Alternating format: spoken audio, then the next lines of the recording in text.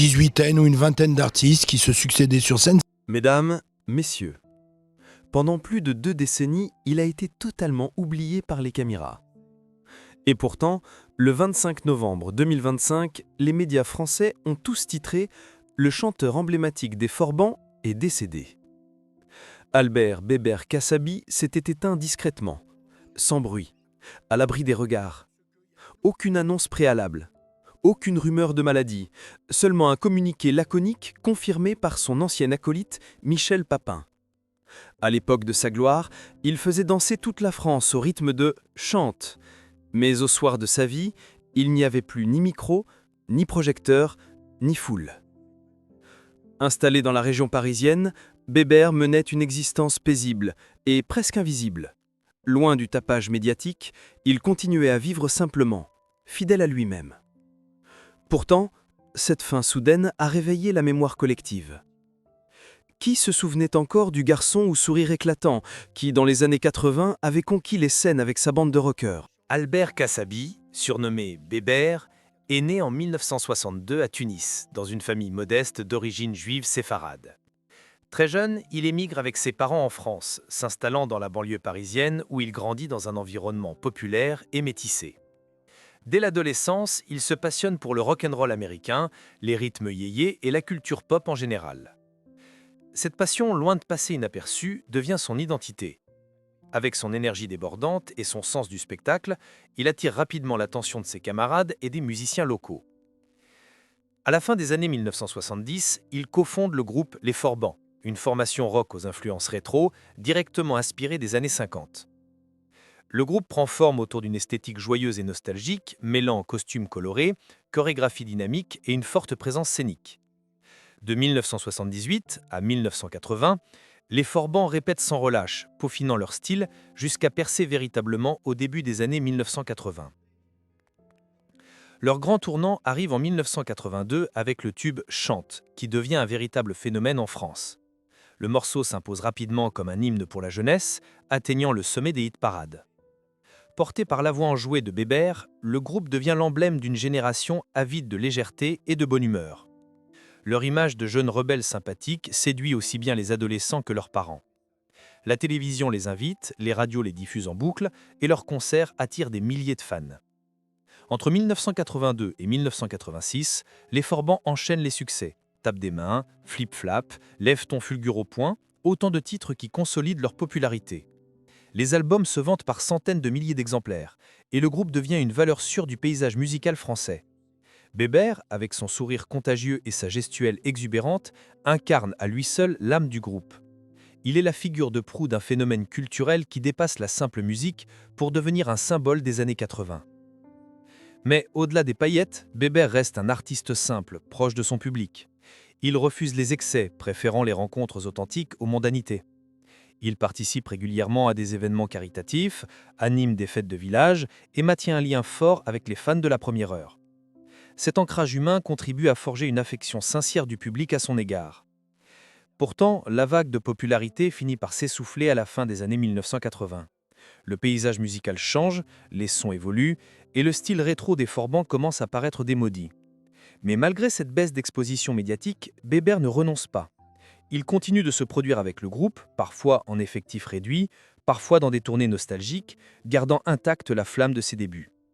Au fil du temps, les Forbans deviennent un groupe culte pour toute une génération, et Bébert demeure leur figure emblématique.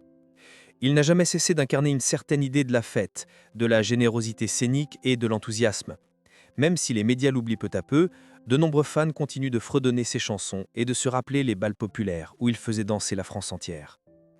Ce parcours, de la banlieue populaire à la reconnaissance nationale, témoigne de l'ascension fulgurante d'un artiste atypique. Bébert Kassabi, avec son franc-parler, son sourire malicieux et sa passion pour le rock, a marqué durablement l'histoire musicale française. Une étoile qui a brillé intensément avant de s'éloigner lentement du firmament médiatique, sans jamais cesser d'exister dans les cœurs. Le public se souvient de Bébert comme d'un chanteur joyeux, un animateur de scène et de plateaux télévisés toujours souriant. Mais peu connaissent les revers amers de sa trajectoire. Dès la fin des années 1980, alors que les Forbans commencent à perdre en visibilité, une tension sourde s'installe au sein du groupe. Plusieurs membres quittent l'aventure, déçu par la baisse des cachets et les divergences artistiques. Certains journaux évoquent à demi-mot des conflits internes autour de la direction musicale. Bébert, lui, choisit de continuer coûte que coûte, mais non sans sacrifice personnel. Là où beaucoup auraient quitté la scène, il s'obstine, parfois dans des conditions précaires. La presse spécialisée note dès 1992 une série d'annulations de concerts. Selon une enquête de France Soir parue cette année-là, plusieurs prestations ont été déprogrammées pour faible affluence.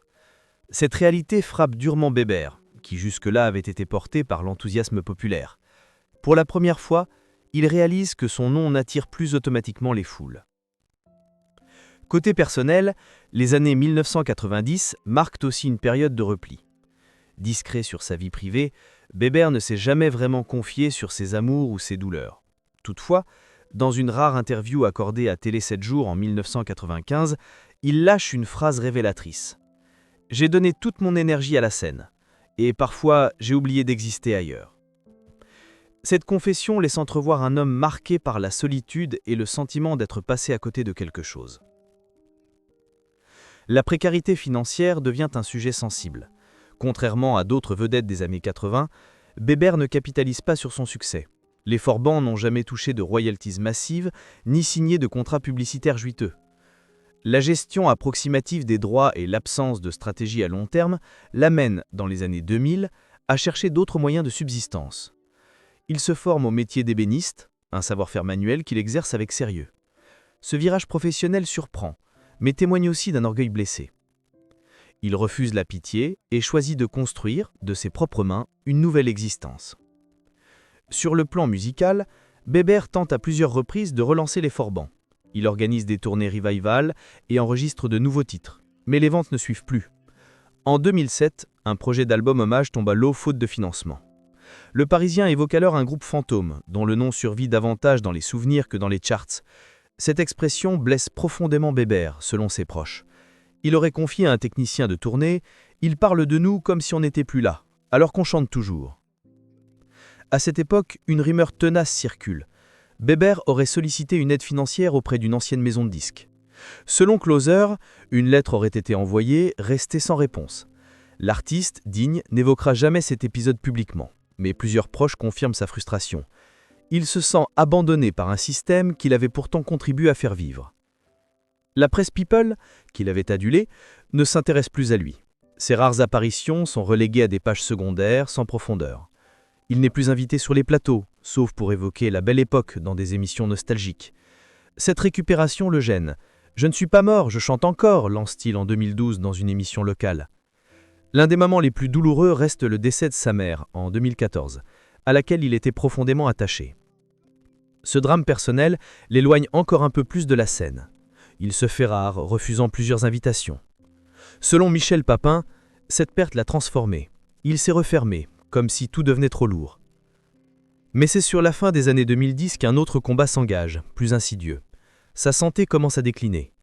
Bébert ne refuse pas d'en parler. Il annule quelques dates discrètement, évoquant de la fatigue. Il continue pourtant à se produire dans des petites salles, avec courage. À ce moment-là, la maladie gagne du terrain, mais lui s'accroche. Puis, en 2022, un article isolé de Var Matin évoque son état physique fragilisé. L'information passe inaperçue. Ce silence médiatique, Bébert l'avait choisi, mais il devient aussi son isolement. Son cercle se réduit, ses interventions publiques cessent. L'homme exubérant devient presque invisible. Et pourtant, à la fin de cette lente disparition des radars, un détail bouleverse. Selon un témoignage recueilli en 2023, Bébert aurait laissé une lettre non publiée à un ami. « J'ai connu des scènes pleines et des silences profonds, mais je n'ai pas de regrets. » Une déclaration sobre, comme un point final discret à une vie de contraste. Au fil des années, Albert Bébert Kassabi s'est effacé du paysage médiatique avec une pudeur exemplaire. Lorsqu'on évoque ces dernières années, un mot revient souvent dans la bouche de ceux qui l'ont connu, la discrétion. Installé en région parisienne, probablement en banlieue nord où il avait passé une grande partie de sa vie, Bébert menait une existence paisible, loin des plateaux, des flashs et des interviews. Ce retrait, pourtant volontaire, était aussi le reflet d'un corps affaibli et d'un artiste en lutte silencieuse.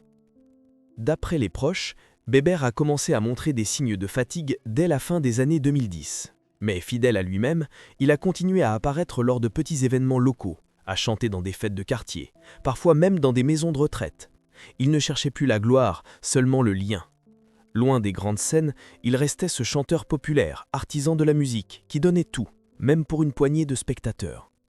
Dans une interview accordée en 2016 à une radio associative, il confiait « Je ne cours plus après les projecteurs. Ce qui m'intéresse, c'est le partage, même petit. » Cette phrase résume son état d'esprit. Il n'y avait chez lui ni aigreur ni regret apparent. Mais derrière cette modestie se cachait une réalité plus difficile. Sa santé se dégradait lentement, sans que cela ne soit jamais dit à voix haute.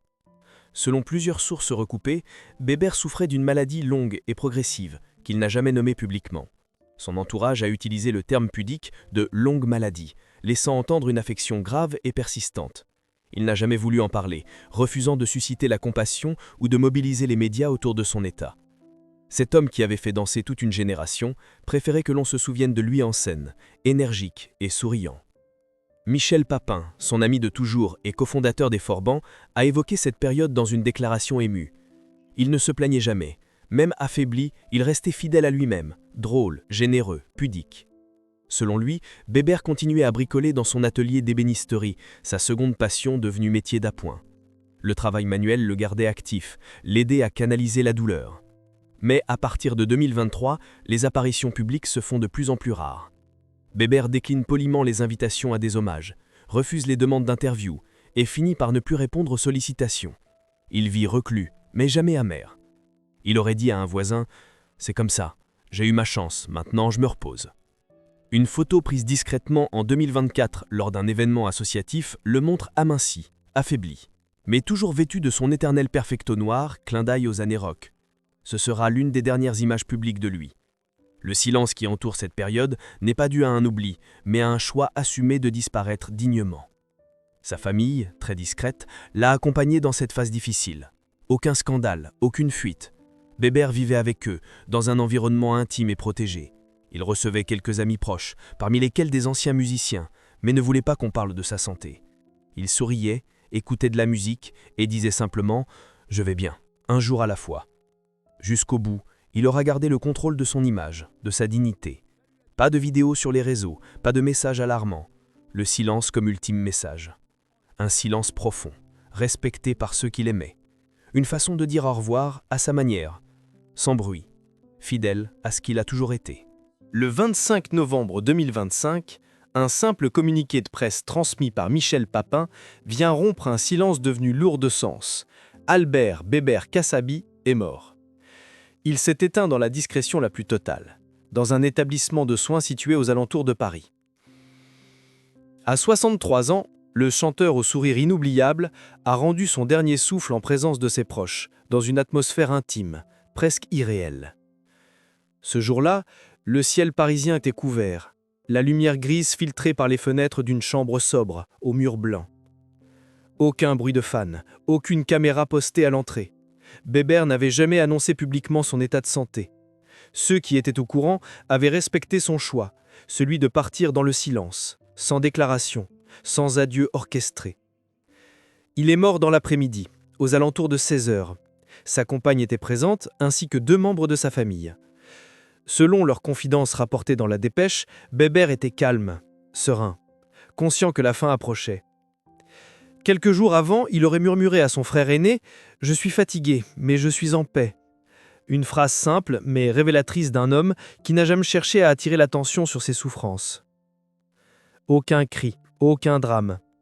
Il aurait simplement fermé les yeux, la main posée sur celle de sa compagne, dans une respiration de plus en plus lente. Le personnel soignant, averti de la situation, est resté en retrait à sa demande. Tout s'est déroulé en silence, comme s'il s'agissait d'un sommeil profond. Le médecin de garde, qui le suivait depuis plusieurs mois, a confirmé que son décès s'est produit sans douleur, après une longue période de déclin progressif. Ce moment d'une sobriété absolue contraste fortement avec les souvenirs vibrants de concerts, de cris de fans, de flashs lumineux. Bébert, qui avait fait de la scène une fête permanente, a quitté le monde dans un calme presque céleste. Aucun effet d'annonce, aucune publication sur les réseaux sociaux n'avait précédé cette disparition. Ce n'est que plusieurs heures plus tard que la nouvelle a été rendue publique. Selon Michel Papin, Bébert avait exprimé un souhait clair. Pas de cérémonie grandiloquente, s'il vous plaît. Gardez les chansons, mais laissez-moi partir tranquille. Et c'est exactement ce qu'il s'est passé.